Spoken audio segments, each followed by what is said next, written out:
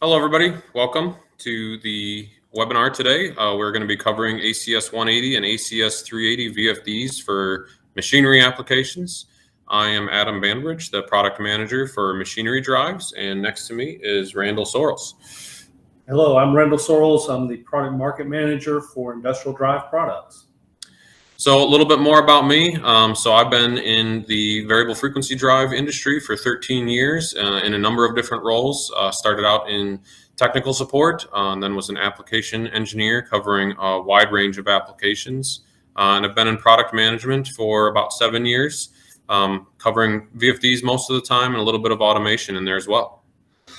And I've actually been in the industry longer than I'd like to mention, but let's just say it's north of 2 decades, starting out as in tech support, application engineering, hands-on doing programming, installations, a number of years as an account manager, going in and out of different factories, seeing every kind of machinery that you can imagine. And then over the last 3 years, I've been a part of the product management team here at ABB. Yeah, so today we're here to talk about the ACS 180 and ACS 380 VFDs for machinery. So these are ABB's machinery compact micro drives. We call them machinery drives, but you know, they get a number of different names: compact, micro. They're really all the same thing. Just really has to do with the size and feature class of the drive. So we're going to talk about the differences between those two drives and hopefully what they can do for your applications and how they can help you solve problems that you might have. So with that on our agenda today, we are going to just give you a brief overview of who is ABB in case you don't know. We're going to show you a video that we put together that has never been seen publicly before. So you guys get the first view of this video that talks about some of the features we put in the 180 and 380. And then we're going to dive a little bit more deeply into those features for about 10 minutes. And then we're going to talk specifically about the 180. I'll play another short video talking about the 180 features. Then we'll dive a little bit into the technical stuff of the 180 and 380. We want to spend the bulk of our time kind of just giving an overview of what applications these drives can help you on. And of course, it's just going to be a sampling. We can't cover them all. But really looking forward to talking about that. And we're going to give you some links where you can find more information if you want to find it. And then we have a lot of time for Q&A. So, you know, write down your questions, type them in the chat. We will try to answer all of them. And hopefully there's a lot of good information in this webinar for you all. With that, I'm going to hand it over to Randall to talk about ABB. So let's talk for just a minute about who ABB is, just in case you're not that familiar with ABB as a company or with all the different products that ABB has. So we have basically 4 main different businesses. We have electrification, so our breakers, our MCCs, contactors, manual motor protectors, that's all in electrification. And also you may be familiar with the acquisition just a couple of years ago that ABB purchased a big portion of the GE electrification products. So if you go into one of the big box home improvement stores and you see the GE product, most likely that is actually an ABB product now, owned by ABB. Then we have the industrial automation side, and then the motion portion. So the drives that we'll talk about today sit clearly inside of the motion business. And then we also have robotics. You may have seen a lot of the ABB robots in a number of different plants, especially automotive, the paint booths, that kind of thing. It's packaging. Robots are very popular as well. Next slide. So as we dig deeper into the motion business, we have various different divisions. And inside of motion, we of course have the drives, which we'll talk about today. We have the automation solution, so this would be like PLCs and HMIs. Then we have drive services, so the various services aspects. And then we have the motors. So here in the US, some of the motor brands that you may be very familiar with, Baldor, Reliance Motors, all of that is underneath the ABB motor umbrella as we speak of. So the gold motor that you've probably all over your facilities or seen in various facilities, that's typically going to be the Baldor branded product. Next slide. So as we dive a little deeper specifically into the drive products, so we have the machinery and micro, which Adam's going to cover mostly today, and that's where we'll focus at. But we also have the general purpose products, and then stepping up from there, what we classify as the industrial products, and then we have the segment specific products, so HVAC and water wastewater type products, and then HMIs and PLCs that I just mentioned. So what I want to also point out here is that all of these products are designed to complement each other.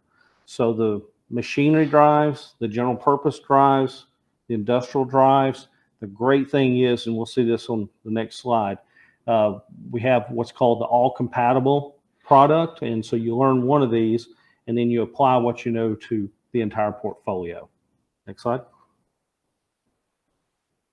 So our locations are in the U.S. primarily for ABB Drives is in New Berlin, Wisconsin, and Wauwatosa, Wisconsin. So Adam and I are actually in Wauwatosa right now. We also have Louisville, Kentucky, and Pittsburgh, PA. So globally, ABB employs about 105,000 people. But here in the U.S., we're approximately 20,000 people. So a huge portion of our global operations are right here in the U.S. And we make it so we're employing ABB U.S. employees, and we're making U.S. products right here.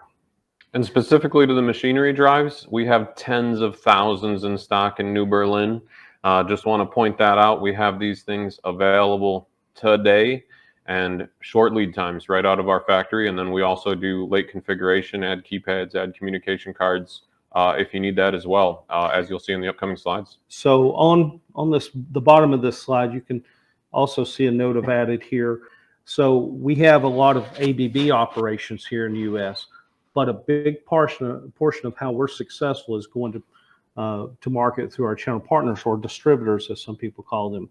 So we have in our industrial network, we have over 150 channel partners across the U.S. So it's very likely that one of our channel partners is just down the street from you. All right, so to kick us off, I'm going to play a short 2-minute video that kind of talks about the value of the 180 and 380. And, you know, we'll kind of expand on these themes through the presentation coming up.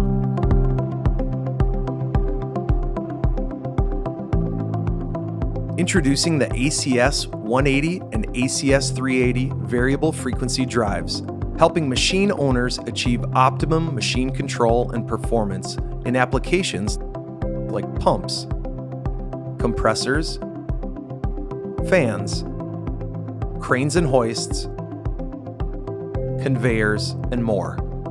ABB all-compatible drives provide a consistent, easy-to-use interface for operators and maintenance personnel.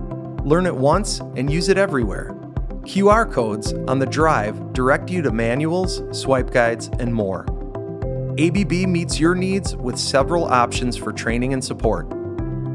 Tap into ABB's digital resources, support, and training network to maximize performance and ensure uptime and efficiency through the life cycle of your assets.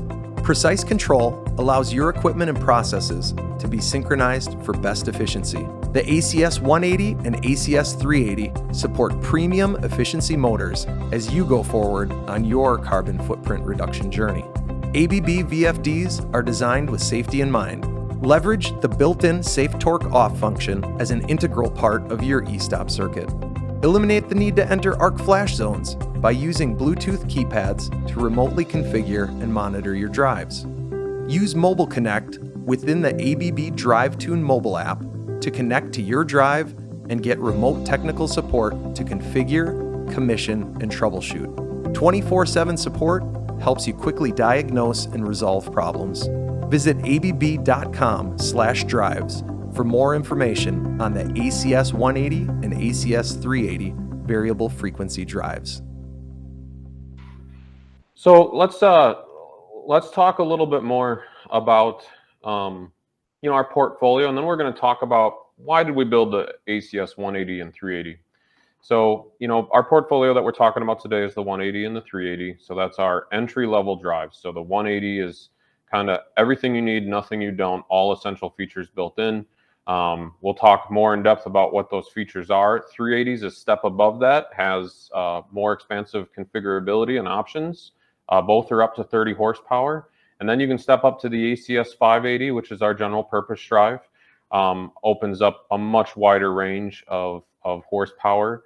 And then configuration options as well, I/O, things like that. And then, we have our 2880 drives, which really cover all of the most complicated applications, positioning, crane, like all of that really high-end stuff.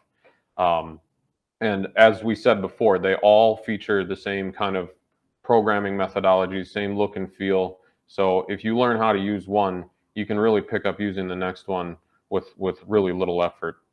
So why did we build the 180 and 380? Every time as product managers, we start writing the specs for products, we have to kind of write some guiding principles of what the product's going to do. And, it really comes down to what the end users need. So we wanted to, try to find ways to reduce costs. We know that that's something that OEMs are consistently challenged with, right? They want ease of use. They don't have time to spend learning how to use the VFDs when they have a large, complicated machine to get functioning correctly. Streamline development time. So that's development time of your machines. So that kind of goes hand in hand with the ease of use. And then, finally, reliability. It has to work for a long period of time to help protect your brand image just as much as ours. So that's a very key aspect that you guys are looking for. And then finally, last but not least, of course, safety. The machines have to be safe. And we want to enable that from the ground up. So let's talk about how, we tried to incorporate some of these things into these two drives. So first, let's try to save some space. So, you can see that we made a uniform height because a typical panel layout will have, cable trays above and below the drive. It'll have a number of different components kind of mounted in line. And we decided that making uniform height was very critical to making sure that your panel layouts could be as optimum as possible. You could keep those cable trays in line. You can see, we kind of have some outlines of some competitors' footprints there. And if you have multiple size drives stacked next to each other, you can kind of see how some of that space would be wasted. And then finally, zero stacking allowed on all the frames in both series. So that's the ability to put them touching side by side without needing any additional space for cooling performance. Then coming up here, that reduced cost by using one platform, right? So 180 and 380, if I set two of these next to each other and turn them on and without pointing out the differences, most people probably couldn't tell the difference, right? So you can really use them both in the same panel, same machines, and mix and match. You're no longer constrained like I need all the same series drives so that the users don't have to learn multiple series and things like that. And you can plug in on all of these drives the external keypad, which is the same keypad that the 580 and 880 uses and gives you full text capability. So that's really quite a handy thing, and it allows you to cover a full power range with really one drive that acts and operates in the same way. Kind of expanding on that all compatibility. So consistent interface we talked about. So they all have that same interface on the top. The parameters are laid out in the same spot. So a minimum frequency is in the same place on all the drives. Really just if there's additional parameters in the 880, those simply are just skipped over in the smaller series drives. So that improves safety by reducing mistakes when programming different series, boosts productivity, reduces downtime by reducing those programming and wiring mistakes. Connectivity with common field bus cards. So if you take an ACS 380 and put an Ethernet IP card in it, it behaves the same way as the other drives. You don't need to configure your PLC really any differently. The start bit is in the same place. The speed command is in the same place. So when the PLC is speaking to the drives, they all speak the same language. That's what we mean by that.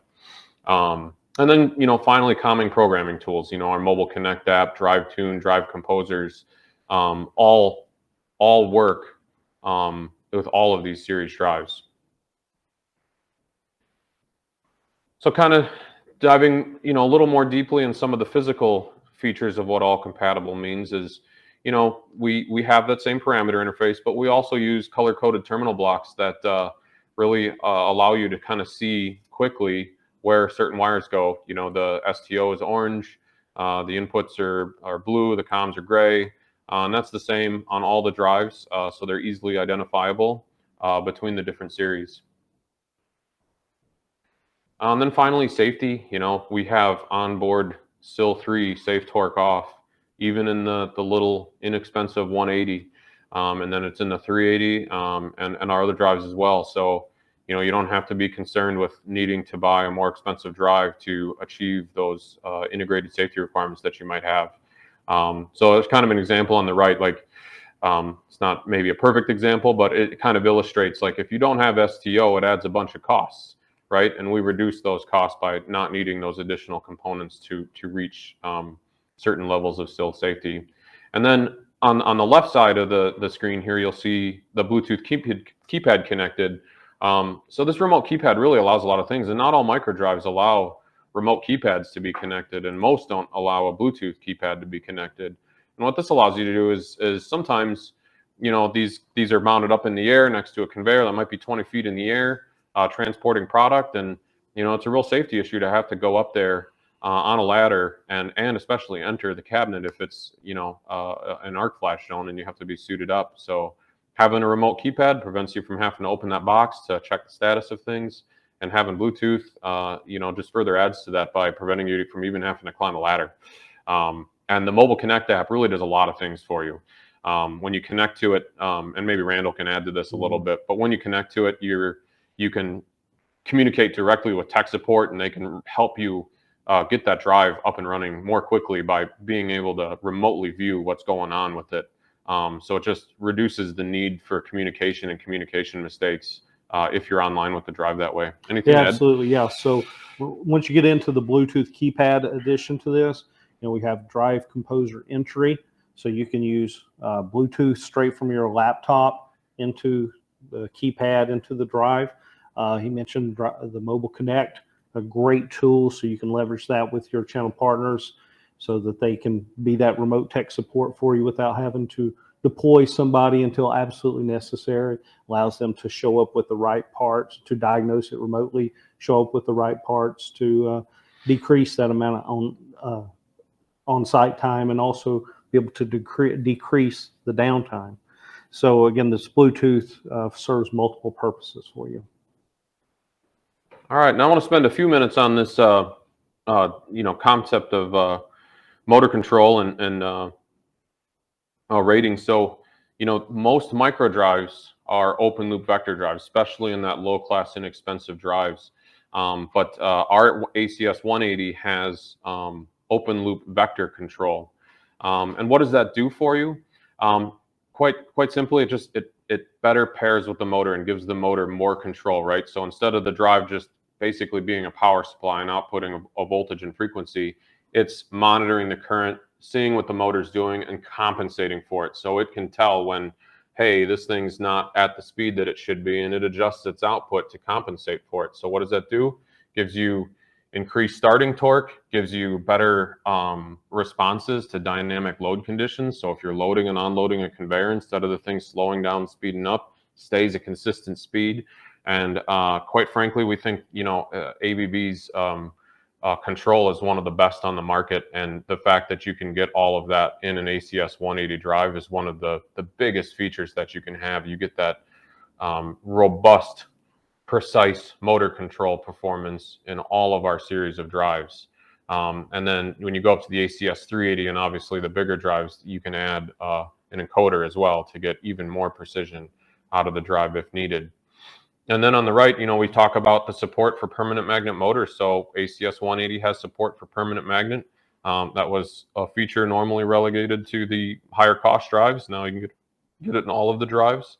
The ACS 380 supports synchronous reluctance motors and pairs very well with the ball door line of motors. And then, what that really does is it enables you to have options without having to upgrade your drive. You can change the motors out and really make an impact on your machine's efficiency by changing the motor without having to buy a significantly more costly drive. So for those of you that are familiar with the motor line from ABB, so here in the US, of course, we've got the premium efficient gold motor. We also have the like the RPM AC, which is the Reliance branded motor, which is the optimum pole motor. So both of those can be run very easily on the ACS 180. And then on the 380, like you mentioned, this new EC titanium that has entered the market as the IE5 premium efficient motor. So that can be run on the 380. So again, we've got all of our own motor platforms covered by our drive portfolio. All right. So next, let's talk about dual ratings. So this isn't always the easiest thing to find in some of our competitors' drives manuals, right? So they'll have it's rated for 3 horsepower. Well, you need to dig a little bit deeper to find out what exactly that means. Is it 110% overload? What overload capability does it have? All of our drives have dual ratings. That means they're rated for 110% overload and 150% overload. So you can buy one part number that does both. What that really allows you to do is really optimize the drive selection to your specific application, right? And you're not buying any more drive than you need. So all you do is just understand what your overload requirements are. So just an example, light duty is typically like fans and pumps, anything that, the load isn't linear, right? And then conveyors would have, obviously a linear load. The load is the same regardless of speed. And once you understand what your overload ratings are, you just look in our catalogs and select the right part number based on the overload that you need. So let's expand on that just a little bit. So a lot of times the question will come in, will this run my fan, or will it run a variable torque load? Or will this run my conveyor, which is constant torque load? Well, the good thing is with this dual rating and the way we have our drives designed is it will handle constant torque in both ratings. So even though it's a 110 overload drive, it will still do constant torque. It's just that available overhead, should you need to overspeed or speed something up very quickly from one speed to the other, that's where some of that overload comes in on. So it's not a matter of fact, will it do variable torque or constant torque? It's about how much extra overhead that it has. Yeah, good clarification.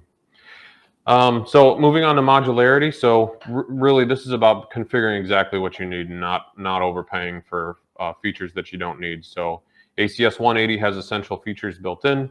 380, which we're going to talk in more detail about, can be configured in a few different ways. So it can be basic I/O, extended I/O, and Modbus RTU, or shipped with your choice of communication adapter. And we'll get into more of that later. Then I'm going to touch on adaptive programming. So each of these drives, even the 180, all compatible drives have what we call adaptive programming, and that's basically a little PLC on the drive.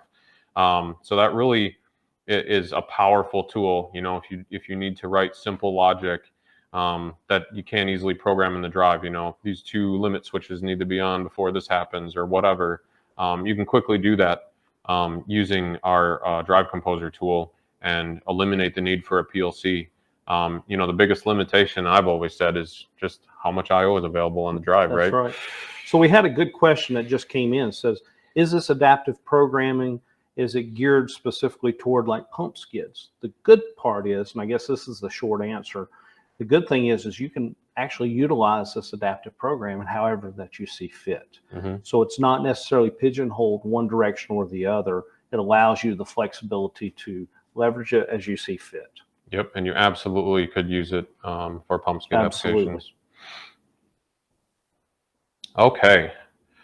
Let's see, I lost my space in the slides. Just give me 1 second. So now we're gonna let's just talk about integrated functional safety real quick, because this is really important. So again, I said it earlier, all of our drives have SIL 3 STO built in.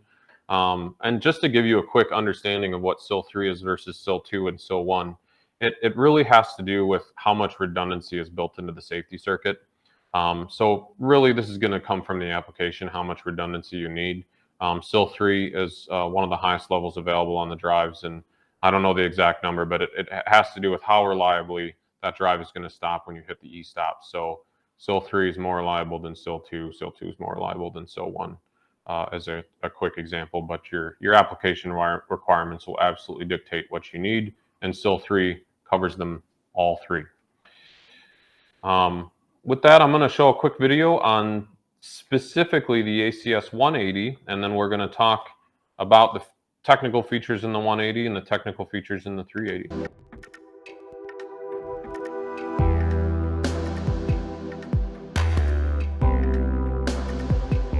To ensure optimal performance of manufacturing industry applications with minimal effort and investment, the reliable and compact ACS 180 machinery drive offers all essential machinery features built in for typical shaft turning operations. The drive is designed to fit narrow spaces and is really easy to use with a built-in intuitive control panel. The machine can be connected effortlessly to the machine controller via Modbus in the drive. To avoid the risk of production downtime, reliability has been set as top priority when the drive has been designed. The ACS 180 withstands dusty, warm, and humid environments thanks to the efficient cooling system. This makes the drive suitable for demanding conditions, including the textile industry where production precision must be ensured. Once the textiles have been manufactured, the washing operation using a pump that is connected to a permanent magnet motor will result in energy-efficient operation. The ACS 180 machinery drive is also suitable for several applications within the food and beverage industry, where accurate speed control and performance is essential. To ensure high-quality food production, the starting torque of a mixer must be strong and precise. Same applies for handling the movement of a conveyor belt, with precise speed control enabled by the vector control feature inside the drive. Being precise means that the machine must be able to slice and package the bread exactly to ensure high-quality food delivery to the customer. The drive also helps make the working environment safe, with the Safe Torque Off function built inside the drive.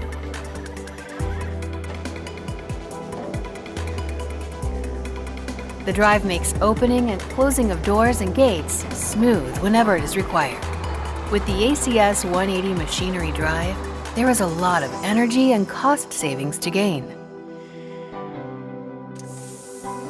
Being part of the all-compatible machinery drives family, the ACS 180 complements ABB's offering of drives that are designed for superior machine building needs. We're gonna go through technical stuff pretty fast. So we talked about some of the key, I think I'm in the wrong section here. Some of the key, values that we wanted to provide to our customers. So, reliable in harsh conditions. So 50 C degree ambient temperature rating without derating, which is some of the best available. Cost-efficient performance, really that modularity we were talking about, the all compatibility, the scalability by being able to use multiple series of drives is really a big deal. And then global availability, global serviceability, and just global certifications really is a key requirement that we needed to meet. A little more depth into the ACS 180 family. So it's a total of 5 frames, R0 through R4. You can kind of quickly see what the breakdown is there. But you can basically see they basically only get wider as they get larger. The depth changes slightly, but not significantly. These both support induction and permanent magnet motors, SIL 3 built in. And I'll jump to the next slide to kind of talk about the I/O in more detail. Really just enough, in my opinion, so we have 4 digital inputs, 2 analog inputs, one analog output, one relay output, one digital output, and then that safe torque off input, and then finally RS-45. This cannot be expanded upon. It is what it is. If you want something bigger, the 380 is where you go. That was quite simply done for cost. Connectors and expandability cost a lot of extra money. So this is really the basic offering, and we think it covers a significant amount of applications. One thing I want to touch on is it does have external keypad port, and it can be used with all of those all compatible keypads. To dive a little bit more into those interfaces, so they all are compatible with those different control interfaces, the basic, the advanced, and the assistant panel. It has adaptive programming, which we talked about, and then they all use the same PC tool. Then finally, they're spring-loaded terminal blocks, color-coded, simple installation. So it's just 2 screws to install it. R0 and R1 do not have a DIN rail mount. Again, that was just really done to optimize the cost. But we do have a DIN rail adapter that you can buy separately. And then R3 and up, and all of the ACS 380s do have the DIN rail mount built in. And then the short parameter list is meant to aid in quick programming. So you just get these quick little macros to program. All of the all-compatible drives have that. And then on the back of the cover here, you'll see that there's the terminal diagrams right on the inside, color-coded, easy to read, large print on every drive. And then in the video, you saw the QR code, which is right here on this drive. That is a wealth of information. You can scan that with your iPhone and get access to all of the manuals, swipe guides, and information on that specific drive. And that, what we call the ABB Access, so that will have a growth of other opportunities and information as time goes forward on that. Yep, something that's being invested in heavily. Because it drives you to the cloud, so that really opens up the possibility for us to do many other things. So let's talk about the 380 and some of the differences. So you get a little bit better motor control with the 380.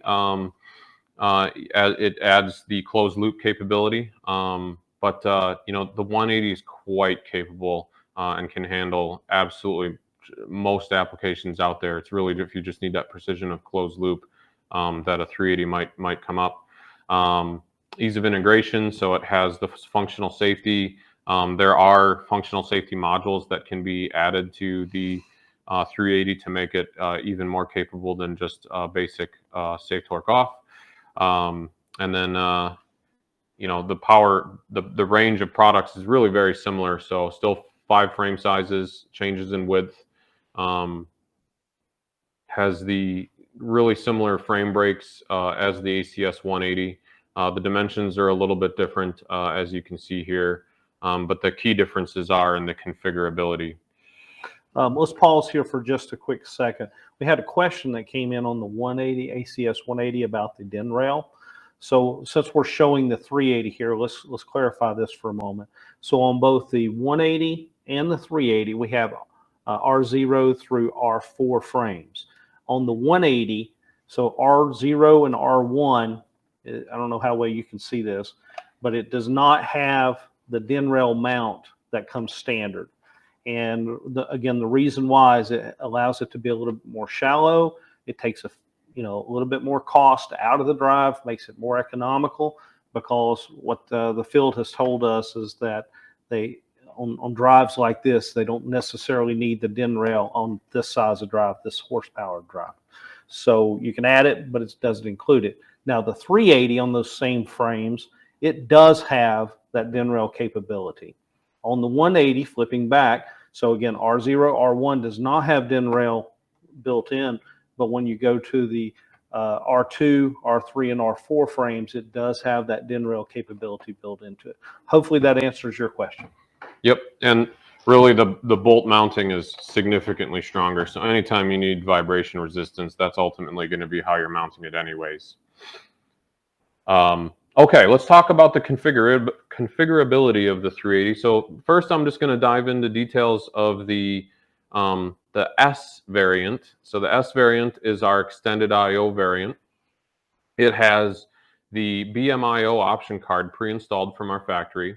So that gives you 2 digital inputs directly on the drive, SIL3 STO, the relay output, and then the BMIO option card adds 4 digital inputs, 2 analog outputs. So it's very similar I/O to the ACS 180. But let me jump to the next slide here. This really has to do with how you can configure it, right? So we have the ACS 380-040C. That's the configured variant. So you add a plus code to the end of that. And typically people use it to add an Ethernet IP option card. But we have a number of different communication cards available that cover really all major networks.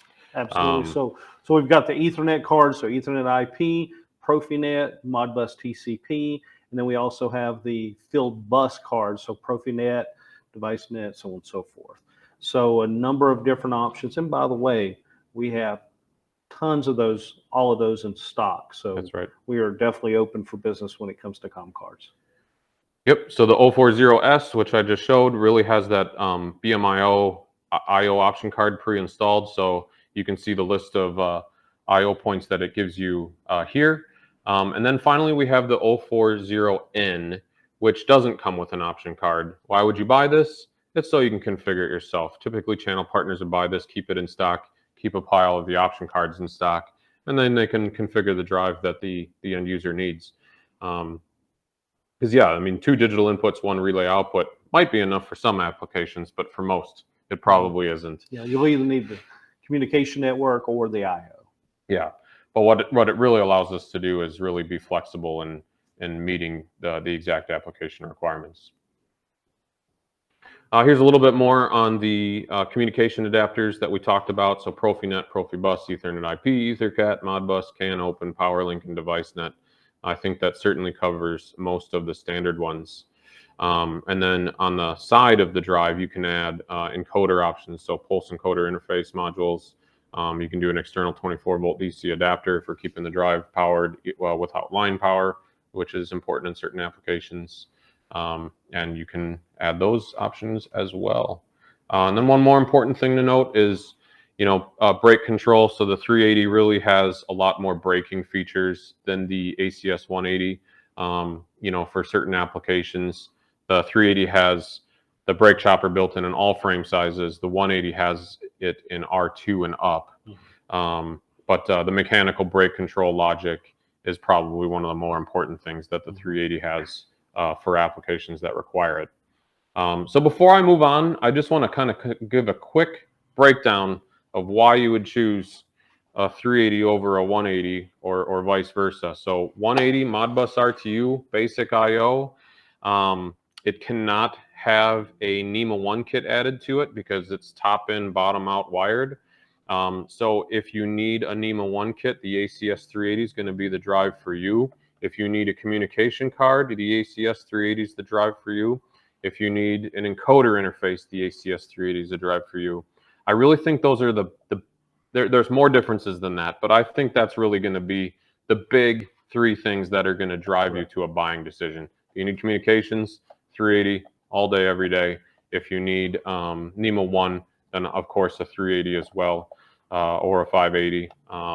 And then, if you need that advanced functionality for like a crane control, brakes and things like that, then the 380 is going to be the right choice.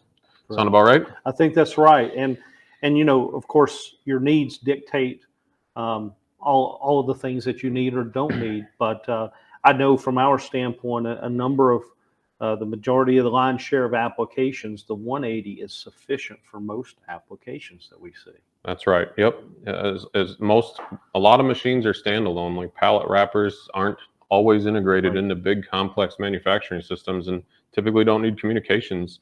And that's what we're going to talk about next is applications, and we'll kind of talk about some of those features on each application for those that don't know. If you'll go back to that last slide, I would like to point out something here on the brake control. So this is something that we've seen a good deal of, and we're actually seeing an uptick because, again, everybody's trying to optimize their machinery. So we're talking about brake control. What's the most common thing that has brake on it? Crane, right? Hoist. So when you start talking about cranes, the bridge, the trolley, they're moving the crane around. So it's very common to put something like a 380 on that. Mm-hmm. But can you do a hoist with a 380? Well, the answer is on the 380, when you start getting into crane applications, a lot of times you'll have to do what's called torque proving. So that's when you're holding a load but still moving the motor. Mm-hmm. So that's something that we would use the bigger brother, the 880, for that portion of it. But you can still use a 380 in the right hoisting application because you have this control over the brake. But again, we've got application engineers, we've got channel partners that are very versed in this. So if you have any of these higher level applications, let us work with you. That way you're not having to overspend for something that perhaps a 180 or 380 could do very well. Okay. So let's talk about applications. So, we've identified some target markets. This is not all inclusive. Obviously, this drive can cover a range of applications, but we just wanted to talk about some of these in brief and talk about some of the key application concerns. So we're really focused on food and beverage, material handling, rubbers and plastics, and agriculture. So you probably see a lot of material coming from us on those things. So let's talk about some of the applications. And I'm not going to read all this, but material handling, you have sorters, right? Sorters is an application where that vector control is a requirement, right?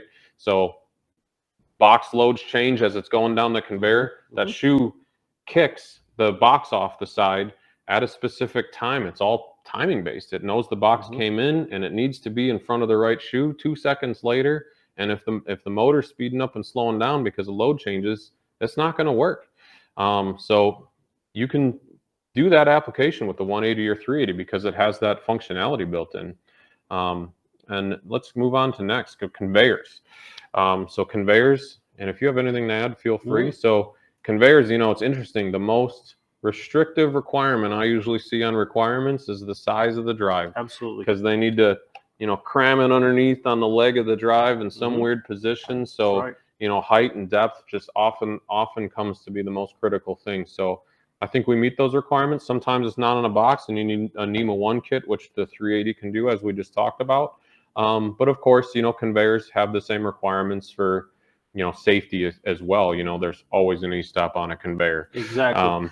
So let's do a segue on that real quick. So when we come to the safety, we've already talked about STOs, right? So that's built into the drive. But also on the 380, because it's networkable, we have ProfiSafe that we can leverage. And then also coming in short order will be SIP safety to accommodate the Ethernet IP. So what we see a lot of times on the material handling conveyors, so they'll daisy chain or cascade along this very long conveyor and take a network that sends the control, but also needs all the safety information back as well. That's right. So that's where this becomes very nice. Yeah, especially when you're able to offer that at an affordable cost. Our COM cards, the way they're set up, they're dual port, so that way you can handle the in and the out. So it's got the built-in switch inside of the COM card. All right, so I see a question: is SIP safety standard on the 380? And the answer is no, and it's not available yet. We're piloting it right now. It'll be available at the end of this year. It'll be an option card. So if you order a configured invariant with the correct plus code, you will get SIP safety built in. And I think it's going to be at a very competitive price point compared to what other drives are available with that feature.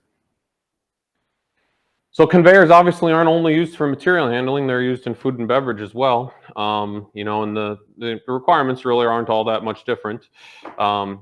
Still need that same small compact height, safe torque off, things like that. But we kind of just wanted to show you guys that it works for making ice cream as well. And if you don't mind, let me do a segue in since we talked about the greater portfolio. So a product that we're in the process of getting ready to release is our 4X product. Yep. And so this will be the 584X that will be coming. And so this, in those applications that needs to be washed down, hosed down, perhaps, it's going to be underneath the conveyor. Maybe you don't want to use a type 1. Maybe you don't want to take the type 1 and put it in the enclosure. Maybe you need to just mount it there so you can get hosed down. So our portfolio is meant to accommodate whatever your needs are. That's right. So talking about mixers, so what are some common requirements in mixing? Well, it's high starting torque, right? You're Absolutely. starting out with a big vat full of whatever. It's very thick, and I mean they start and stop those things a lot. So you really need a very robust drive that can handle those repetitive high load start situations.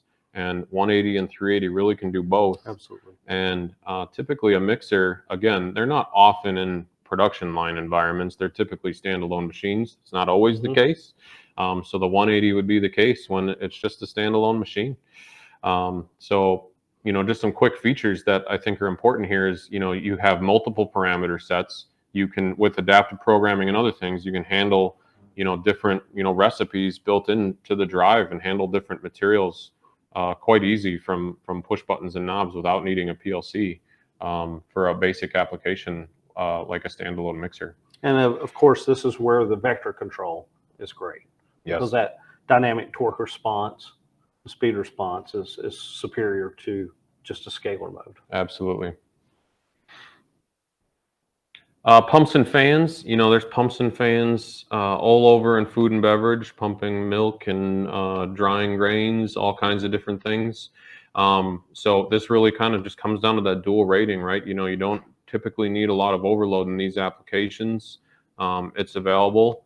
High efficiency motors is often a requirement on pumps and fans because you typically see large gains from high efficiency motors in these applications. And just want to remind everybody that the 180 and 380 both support those and support them quite well. We've done extensive testing them with the ball door motors, and they're some of the easiest to use. And for anyone in the know, that hasn't always been the case. Making permanent magnet motors run used to require a special degree, I think, but it's really gotten a lot easier. Absolutely. Another quick application here is ovens and dryers. You saw this in the video. So it could be through conveyors, temperature control. Typically, it's like a fan, like on the last slide, and really just getting that precise temperature control. There's dual PID loops in each drive, so you can do that PID directly in the drive to control these applications. Adaptive programming for adding different inputs that these machines require is also a huge saver. Yeah, and I would like to add too here. If you're doing an oven, a lot of times, it's just a hot environment, and so you talked about earlier about the temperature capability of these drives. So that really helps to accommodate the environment, even though it may be in a panel with maybe a fan on the panel, fan and filter. Still, the ambient could be very high. Yep. So that's where these drives. Yeah, I think the industry standard is 40. Some have 50. We have 50, and we go up to 60 degrees C with some derating. So I think that covers about the harshest environments that are out there. And then cold temperatures as well in refrigeration or outdoor installation. We certainly support those cold installations as well. Next application is packaging. So obviously packaging, there comes a lot of precision, right? So we're really going to be talking about that precise motor control as being a key feature for these applications. Because obviously there's just lots of synchronization required to make packaging work correctly. So I think that's really the big thing. And typically packaging lines do get integrated on a large assembly line. So the communication is going to be a key feature that you're going to come across. So I would say most packaging applications is probably going to be an ACS 380.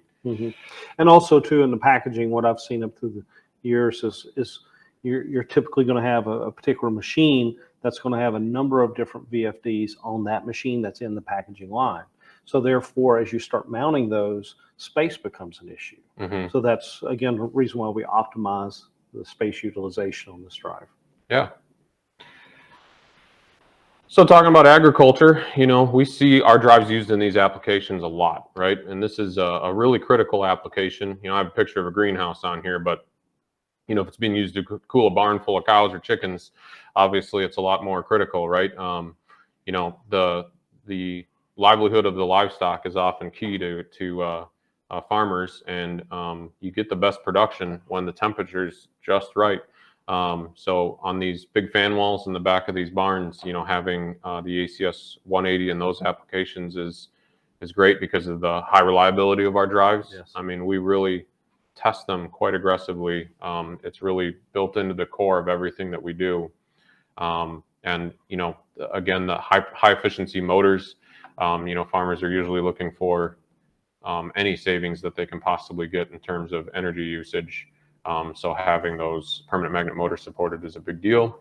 And then flying start obviously is a requirement typically needed for those things. Being able to catch a motor that's spinning in the wind and start it correctly is something that we can do as well. And then the last application I want to talk about is milking in the agriculture sector as well. Another application that we've done a number of different ways. But really, you're just looking for consistency, right? So being able to have, you know, the maintenance counters not have any downtime in the drive. You know, the load curve for detecting abnormal situations, the configurable supervision functions, so that it trips out before it, you know, does something that it shouldn't do. So those are some key applications. Like I said, there's many more. We just kind of wanted to talk about some of the applications that we've had. You'll be able to go through and read these in more detail if you'd like later. We'll make sure that this webinar is available as a recording. Next thing I want to touch on real quick is where to get information. So I've scanned this QR code. It'll give you all the links on the left. But we have the ABB Drives homepage, which has all the information for all of our machinery drives there. We have an ABB training video portal on YouTube. We have a number of videos showing you how to use the keypad on the drive, how to program it, how to set up PID. So use that link if you want to learn some of the technical in and outs of the drive. Then we have this document library, which is a library of all of the content that we have created. You can search for everything, PowerPoints, hardware manuals, user manual, everything, flyers, it's all there. You can sort it in many different ways. Then the next one down, we have the CAD library. So this is just a huge repository of 3D and 2D drawings to help OEMs get those quickly so that they can design them into their panels. And then lastly, we have the swipe guides. Randall, do you want to touch on what a swipe guide is real quick? Yeah, so swipe guide is a useful tool.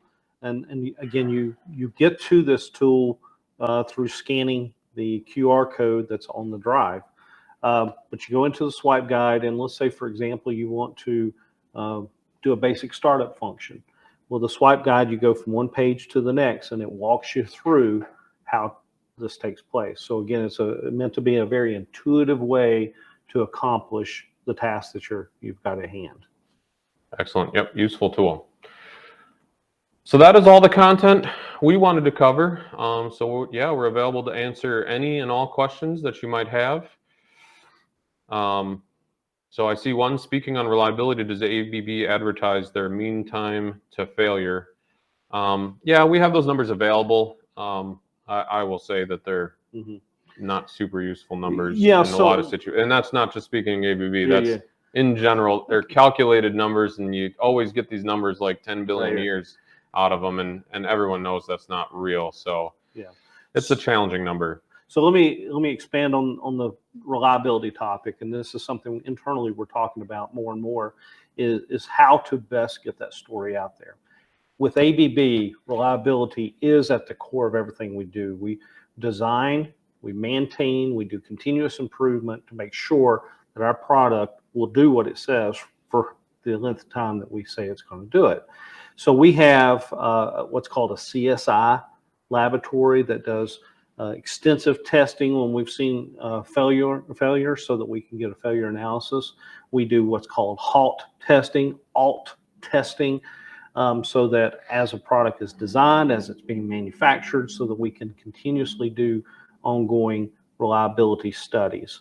And then, of course, we're always collecting information from the field as well. So we've got so much information on reliability, and that's what we're working on now, trying to figure out how to package that up so that we can best tell that story to you as our audience and as our customers. So we do have mean time between failure numbers, as he mentioned, but again, that number itself does not tell the full story. No, again, there's no consistent way in calculating it, so it's just hard to use it as a comparison point. Is really my point. let's see. Let me look and see. We've answered a number of questions to the individuals, and we've got a pretty good crowd here with us today. So we appreciate everybody's time. One of the questions was, when's the 180 available? So the 180 is available now. We released it earlier this year in the 380. And so they're available now. They're in stock now. They're absolutely in stock. Like we have many of them. So contact your channel partner, and they can get you what you need. All right, let me look a little closer here. Resistors. So there was a question about brake resistors. Okay. So as we mentioned at one point during the presentation on the 180, so the R0 and the R1 does not have the brake chopper built in, correct? On the again, 180. that's the streamline, super streamline, top in, top bottom out, meant to really help replace the contactors. However, the chopper is built into the R2 through the R4 frame, and then the chopper is built into all of the 380s. So they're set up, ready to go with the resistor. We also have resistors available through ABB, or they'll work with a third-party resistor, right? Yep. I see a question about, is the EC titanium motor set up for PMM or synchronous reluctance control in the drive? Good question. So the EC titanium is a permanent magnet-assisted synchronous reluctance motor. So it is both. So which one do you use? The answer is synchronous reluctance, but I do believe there is a special setting specifically for EC titanium in the drives, right? I'm getting a nod. So yes, there is a special setting to use in there specifically for EC titanium, but the synchronous reluctance one works as well. Obviously, the synchronous reluctance has been optimized for the drive. And I just want to remind you that the ACS 380 supports EC titanium. As of right now, the ACS 180 does not.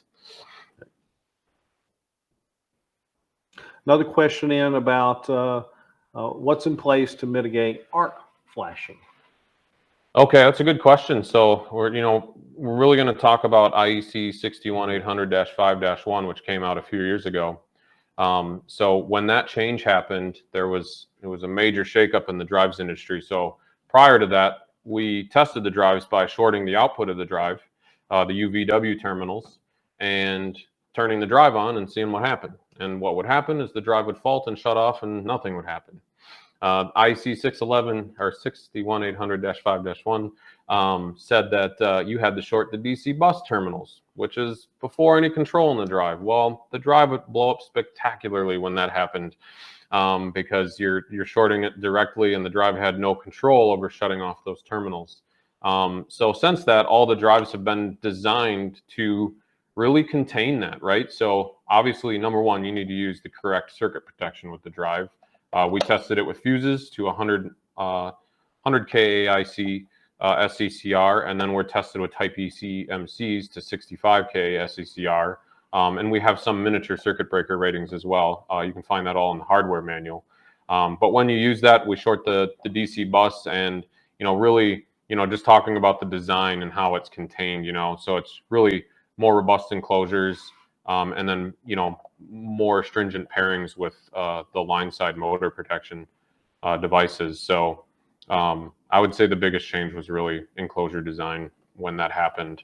But yep, they've all passed. They're all safe, and you can be assured if you follow the guideline in the manual that it works correctly.